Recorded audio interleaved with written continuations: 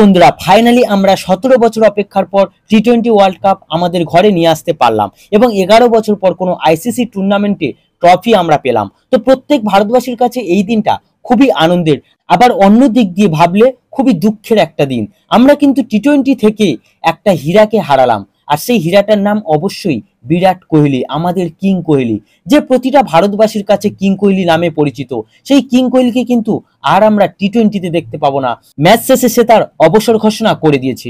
তো এটা যেমন অনেকের কাছে খুবই দুঃখের বিষয় যে বিরাট কোহলিকে আর আমরা দেখতে পাবো না, ঠিক তেমনি আবার অনেকের কাছে কিন্তু একটু শান্তির বিষয় যে বিরাট কোহলির মতো একটা অপয়াকে আর দেখতে হবে না, যে আমাদের এতদিন ধরে একটা ট্রফি দিতে পারে না, তাকে দেখার থেকে না দেখাই ভালো।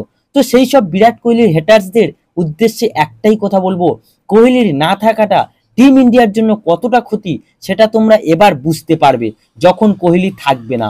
যে কোহলি এই টি-20 ওয়ার্ল্ড কাপে ফাইনালের আগে পর্যন্ত মোট 7টি ম্যাচ খেলেছে, যেখানে সে মোট 75 রান করেছিল, আর ফাইনালে এসে ওই একটাই ম্যাচে 76 রান করেছে, যেটা অবশ্যই একটা ম্যাচ জেতানো ইনিংস ছিল। তো এবার অনেকে বলছে 59 বলে 76 রান কি এমন করেছে, সেখানে তার স্ট্রাইক রেট মাত্র 128।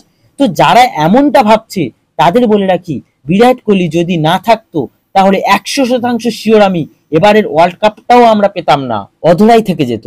এবার অনেকে বলবে তাহলে বোলাররা যে এত ভালো বল করেছে তাহলে তাদের কি কোনো মূল্য নেই এখানে? তাহলে তাদেরকে বলবো অবশ্যই তাদের মূল্য আছে, সেটা আমাদের স্বীকার করতেই হবে। কারণ বুমরা, হার্দিক, আর্শদীপের যে বোলিং সেটা এক কথায় আউটস্ট্যান্ডিং ছিল। এছাড়া সূর্যকুমার যাদবের ওই ক্যাচটা, যে ক্যাচটা হয়তো না ধরতে পারলে ম্যাচটাই হয়তো হেরে যেত, কারণ সেটা মিলারের ক্যাচ ছিল। আর মিলার কি জিনিস সেটা আইপিএল এর প্রত্যেক ভারতীয় অভিজ্ঞতা আছে। তো তাই ভারতীয় অন্যান্য প্লেয়ারদের আমি একবারও ছোট করছি না, কিন্তু বিরাট কোহলিকে নিয়ে এতদিন সোশ্যাল মিডিয়ায় যেভাবে তাকে ট্রোল করা হয়েছে, আমি জাস্ট সেটার বিরুদ্ধে বলতে চেয়েছি। আর বিরাট কোহলি যদি ওই 76 রানের ইনিংসটা না খেলতো তাহলে আদৌ কি বোলারদের কিছু করার ক্ষমতা থাকতো?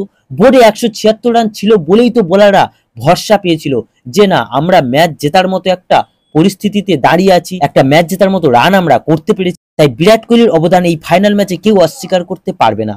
আর তার মতো একটা লেজেন্ডের হাতে অবশ্যই একটা ট্রফি দেখার ইচ্ছা আমাদের ছিল। হ্যাঁ, ট্রফি সে আগেও পেয়েছে, কিন্তু তার অবসর টাইমে এসে একটা অন্তত ট্রফি তার হাতে আমরা দেখতে চেয়েছিলাম।